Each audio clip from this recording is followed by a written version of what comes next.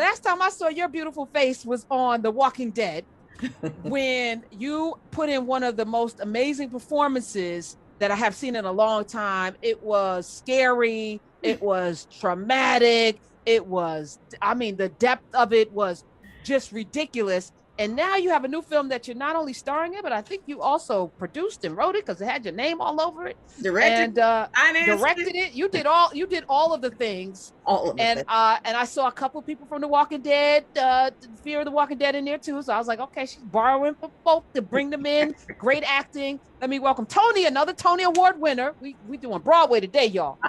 Miss Tanya Pinkins. Welcome.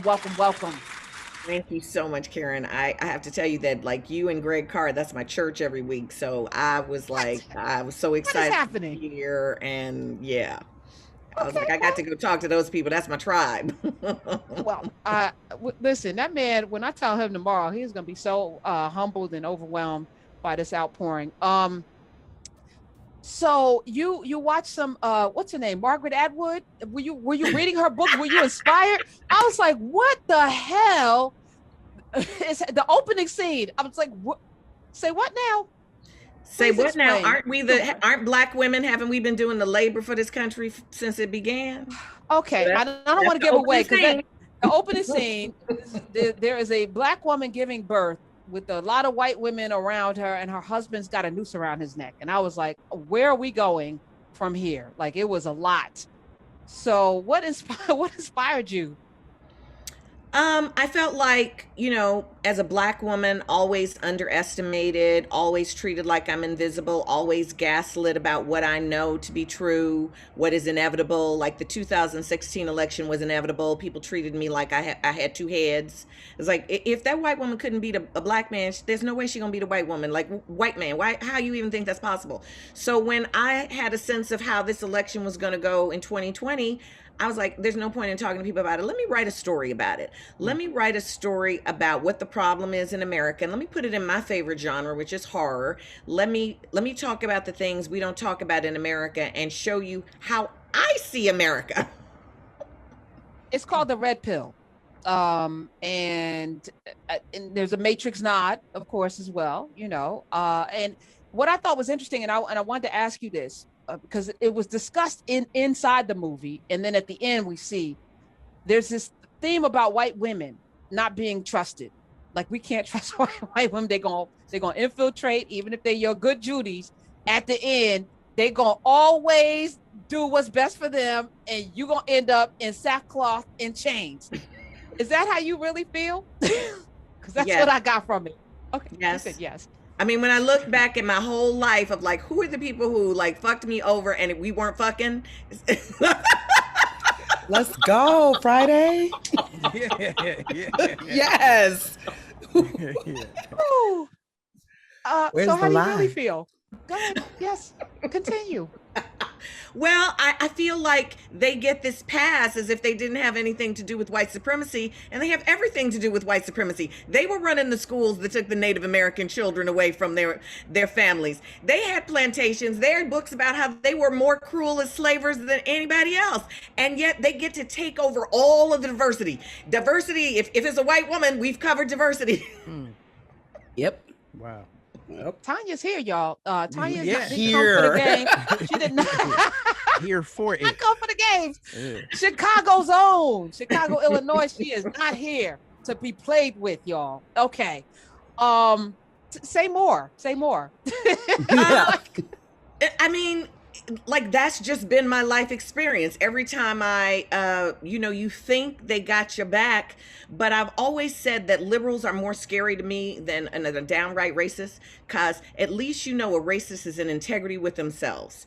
They know what they don't like, and they're going to be straight with you.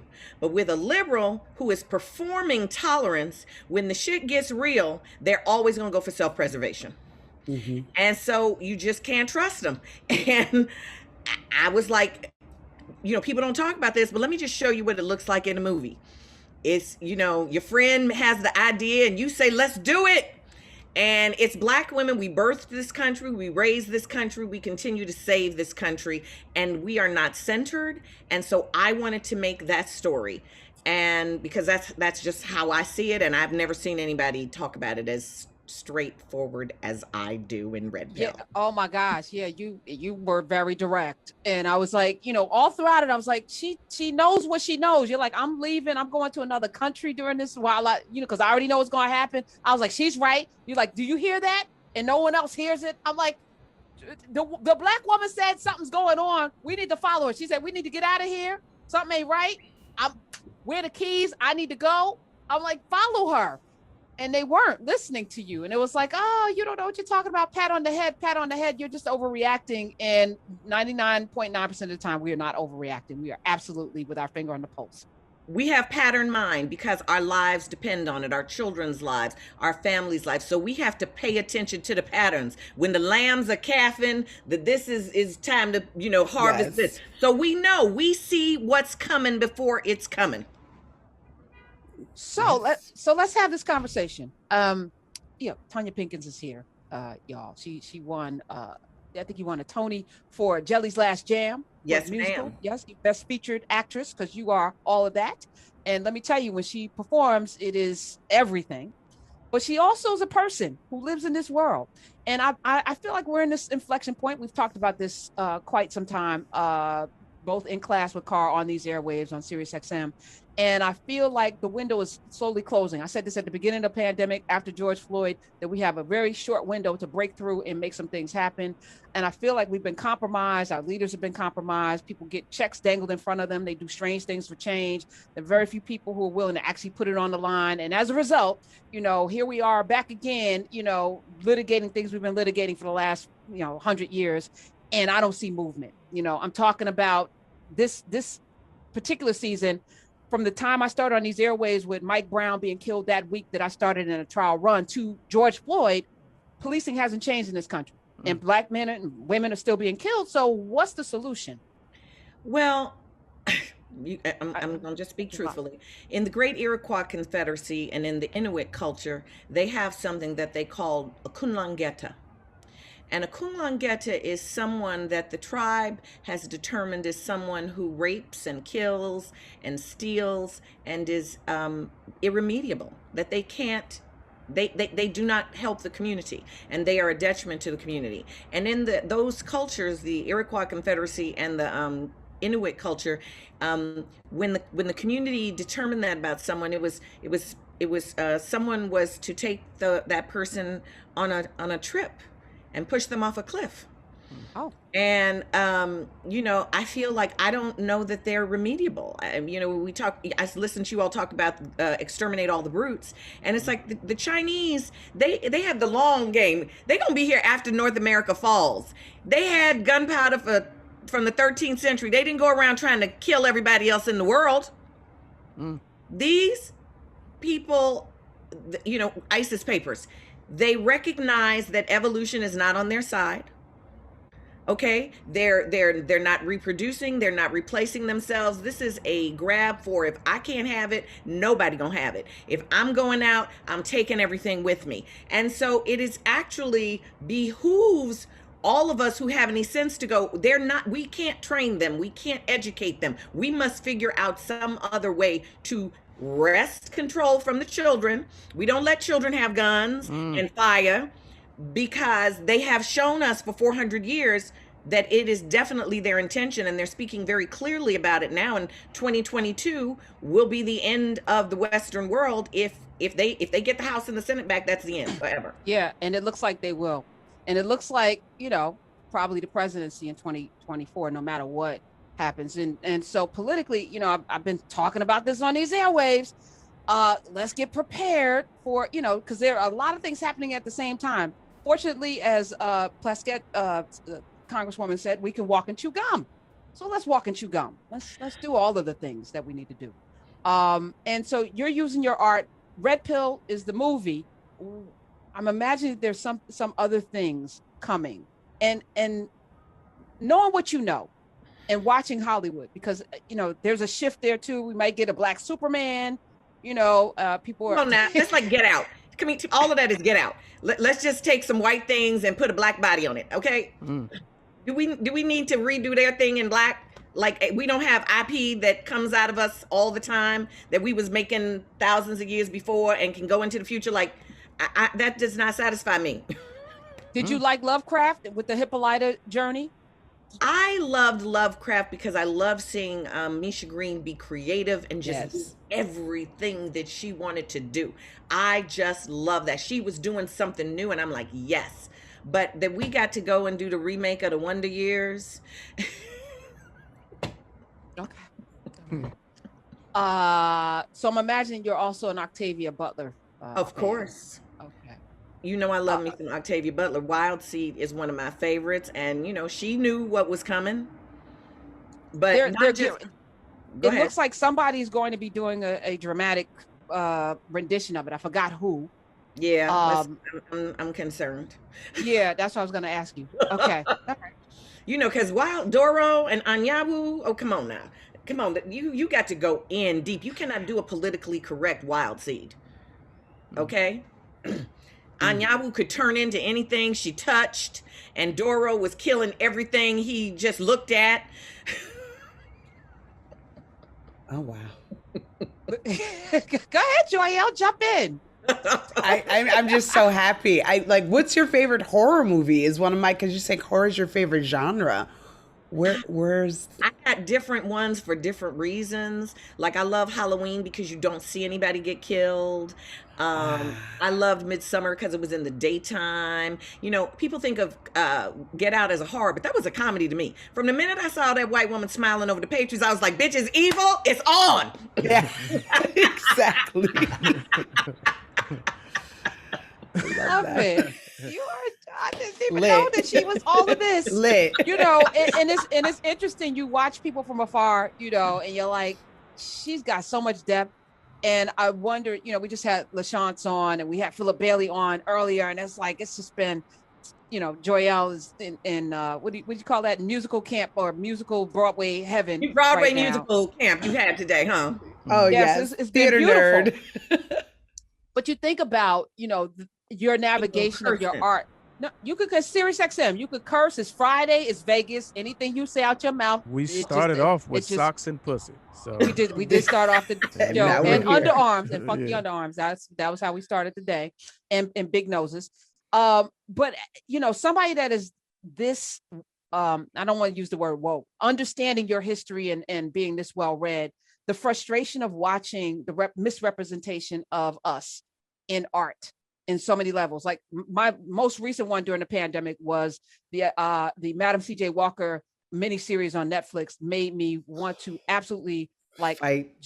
I wanted to fight a whole bunch of people. And the depiction of Annie Malone, I was like, are you kidding me? And I'm like, LeBron James, I love him, but he doesn't have the depth of the bandwidth to be able to say, this is not, you know, like where were your historical people on there to say, this is not how we're going to do this? You know, one of my pet peeves in all of the historical things is why they always putting the enslaved people in cotton dresses. They wasn't wearing cotton. They was picking cotton. Okay? When you see them and they got on textiles with patterns and design, they made laws so we couldn't even wrap our hair pretty. I mean, yes. Like we was wearing burlap and potato sacks, and that's why they could rape us all the time. And it's like, I'm so upset with this generation that doesn't want, quote, trauma porn. And for me, it's like when I was growing up as a first kid to get civil rights because 68, the law was passed, I was told there's no more problems. And so anything that went wrong, it must be my fault. I wasn't working hard enough. I wasn't doing enough. And when I looked for people to identify with when I felt like I was being oppressed or struggling, there were no Black images. I had to identify with Anne Frank or the Exodus of the Jews because no one was telling the story of our struggle. And so now finally we getting a little bit, and already we got no trauma porn. I truly believe that the reason we have white mass murderers is because the history they're being told is of going around and genociding people and being heroized and statues of you, and there's no frontier for them to conquer anymore. But they're still trying to replicate the history that they're taught in school of going around and killing people, and then you're a hero. 866-801-8255. Tanya's here. She's here. Hold on one second, Lamont. Daddy was a police officer. Your father was a police officer? Yes, he was. Okay. Talk about policing through that lens of growing up with a police officer in your home. My father would have parties, and all of the politicians and all of the gangsters would be there. And so that's what I knew to understand about that was the same group of people, and that they just ran things from different places. He's talked about, political parties don't matter. If there's a seat open on whatever party it's in, you go for the seat and you take it and you work what you're trying to work, but you don't care about these names that they put on things. He also told me that when somebody has messed with you and you want to beat their ass, you be sure you scream out something they did to you first before you attack. You spit on me! Pow! Yeah. Okay. Preemptive. Always is self-defense. You just got to say the words. And you see it, and I feared for my life. Wow. I feared for my life. That's all you got to say. Oh my God, you hit me. You and then you know, whatever it is. He taught me all of that. And he also told me men were just dogs. Wow. Mr. P. Okay. All right. Yeah. Go ahead, Lamont. No, so Join no, it. I had a comment for a question for the part about the trauma porn, because I see your point and I received that, but at the same time, I'm kind of one of those people who are like, how much is enough? Like at what point?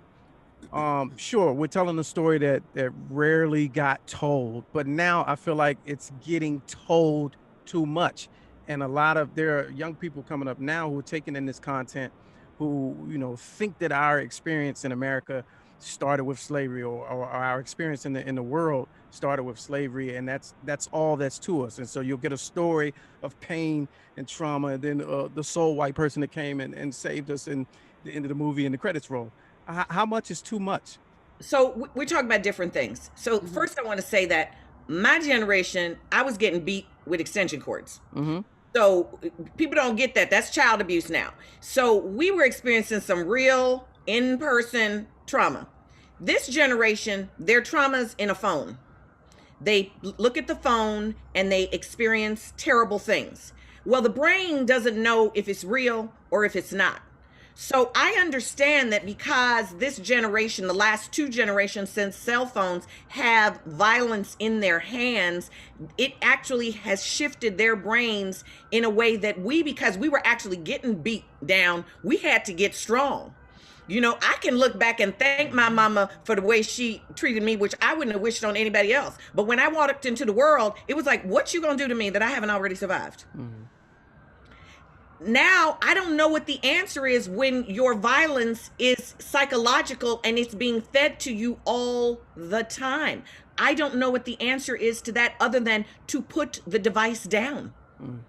Because it's not the real world. And I think that because the brain doesn't know the difference between real and not real, I think that the images and reality are mixing and synthesizing, and this generation is creating a world that is different than reality because they actually spend more time on devices than they do in interactions with real human beings. So too much of devices. But to Lamont's point, because our history didn't start with enslavement. And I used to say this in publishing, if you want to win a Pulitzer Prize, or if you want to have a best-selling book as a Black person, put a slave in it, do a slave book. And then we have Colson Whitehead, who has now Underground Railroad, which is going to be a whole ass thing on Amazon Prime. And, it was just 12 Years a Slave and Winch. And I can go down the list of some best-selling books, even some of Toni Morrison. If you have a slave, if you have any kind of slave theme, Hollywood will eat it up. You will win awards, and you will also have a best-selling book and maybe a Pulitzer if you're Black. And what I have to say from taking Red Pill around the world at festivals, Black people are making every kind of story you want to see. They got funny ones. They got loved ones. The Africans are making stuff to rival Scorsese. So you got to look at this book, how Carr talked about this one, how Europe underdeveloped Africa, David Putnam's book, The Undeclared War. And you start learning about how Hollywood is the propaganda arm of the government. And some of our aid to foreign countries, we require them to give us 75% of their film market for our films to go there. So it's not that we aren't making the films, it's that they're not letting us distribute other kinds of stories. Executive Order. I just saw a great movie coming out of Brazil, Executive Order with Alfred Enoch. It has no distribution. Fabulous movie about a time when, and there was very little violence in it, but it was about a time right now when Brazil decides they're going to send anybody with too brown skin back to Africa. And you could, before that time, you could get a lottery ticket to be declared no longer black. But they are at the top of the movie, they're ending that, and they just sending anybody below the paper bag back to Africa. And he's like a doctor, and his wife is a lawyer, and they're trying to, appeal to the law about how to do all this. And I'm like August Wilson said, the law is what one white man will do for another white man on any given day of the week. That part. Love her. Yeah. Can you come back every day? Yeah. 866-801. We have to have off mic conversations as well. I would struggle. love to talk to you because I'm telling you, I wanted to say that I want to give 10 gift narrative subscriptions. Oh, okay. Well, let's go to a break. I need one. Lamont, you got 0.3 cents that you get every time somebody downloads one of your things. I saw that, and I actually clicked on it. So you're at least getting 0.3 cents from me, that's going to stack up. I think 866-801-8255. And we were just talking earlier about Keisha Lance Bottoms stepping down or not running for re-election, and it's going to be sad. And Atlanta has had a black mayor for a long time. And I remember, I forgot the oh my gosh, why am I see his face. But he did some great things. The very first black mayor of Atlanta, Maynard Jackson. Thank you, Maynard Jackson, who made contracts. Like, you could not do business with Atlanta unless you did business with black people. And if black people were not prepared, he figured out how to build them to become prepared to have those major contracts, because that's what that's supposed to look like. In Atlanta, Tyler Perry Studios, you have a lot of things happening in Atlanta. We need to have somebody in Atlanta as mayor who cares about the people there. Oh, he could do it. Understands. Tyler could do it. Tyler could do a lot of things, but do we need Tyler Perry as mayor of Atlanta? I mean, don't we got that guy running for governor, Vernon Jones, who says if he gets to be governor, he gonna make an executive order, man, that you can't teach critical race theory, and he didn't even know how to define it. Yes. Yeah, we got a lot of foolishness going on. 866-801-8255 is the number. It's the Karen Hunter Show. Lamont King is here. Mr. Lamont King. Let's go live right after the show, 6 p.m. You got this Wheel of Fortune. Is John going to be joining you as well? Yes, John will be there. It's the Live Money Wheel. Live Money Wheel. That's The only that's show, what I said. 50-50 raffle, something like a podcast. Only show where you can win free money just by watching, just by showing up. It's amazing. I've actually witnessed the money, where the money was going. Joyelle Nicole Johnson, fresh off her Tonight Show appearance with Jimmy Fallon, and her album is Yell Joy, coming out on Juneteenth. You can pre-order it a bunch of different places. Just type it in. We also tweeted it out, so follow us on SXM Urban View. And Tanya Pinkins is here. Red Pill, exclusive early access. The first 100 people get a 47% off discount to see the film today. And we will tweet that out as well, or I'll just tell you where to go. Go to www.redpillmovie2020.com/offer-yes, and you get all of this off to see it today. I watched it, and it was disturbing. It was very disturbing. Wasn't it funny? Didn't you laugh? It was. I didn't. I was like, what? Not that opening scene. I did not laugh at that. I did not laugh when the brother, who was right, by the way. But why you had to have him? Why you do the brother like that though? Why you do him like that? He lived. He did live, but all right. See, I was like, that ain't right. A little bit. You got to admit, okay. I switched up some of the horror tropes in there. You did. And there was a little Raven. I see your little nods to different things. You had little Poe in there, little Margaret, Atwood, and little, you brought all of the little elements and then brought them Walking Dead folk through Wait a as minute, you know well. what people don't get this in there? And this is for you, had to be like heady, intellectual, like Carr might get this, is that whole dream sequence is the history of how the Republicans and the Democrats got their names. Mm. So the animals. So Nast of Con Nast Publishing, he called Andrew Jackson a jackass and put it in his newspaper. And instead of him saying, defending it, he was like, that's right. We're the donkeys.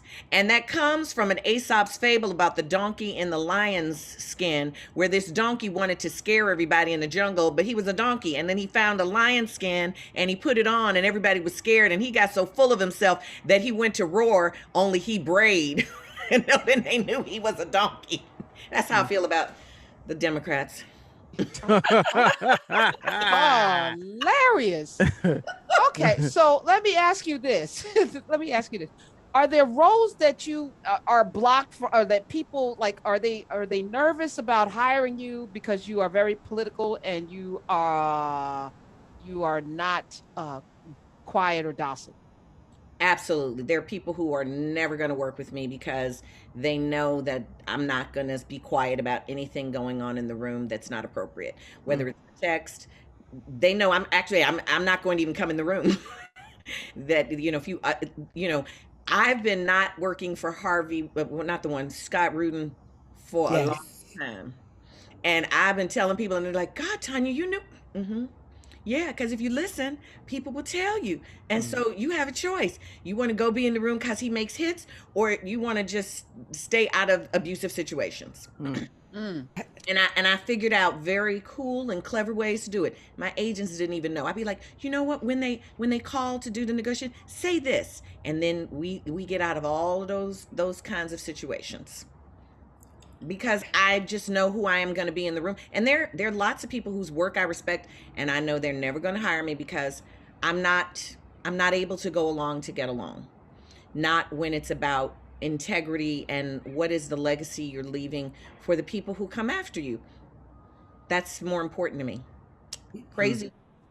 Has your voice always been this strong? Because that's what I work on in my individual therapy, is using my voice and being able to assert myself. And now it's getting so much better now that I've worked through it. But have you always been able to walk into situations and be like, nope, not for me? I think that I've always had an overdeveloped sense of righteousness. When I was 7 years old, I went to visit my aunt on the Army base in Fort Leonard Wood, and the white kids and the black kids together were trying to make these little 5 and 6-year-olds have sex. And I just knew that was wrong. And so I told on everybody. It started a race riot. The black people and the white people stopped speaking to each other because I happened to be black, but I didn't know any of them. I just was visiting for the summer. So I've always been like, no, we're not going to have no craziness going on. I'm not going along with that. Wow.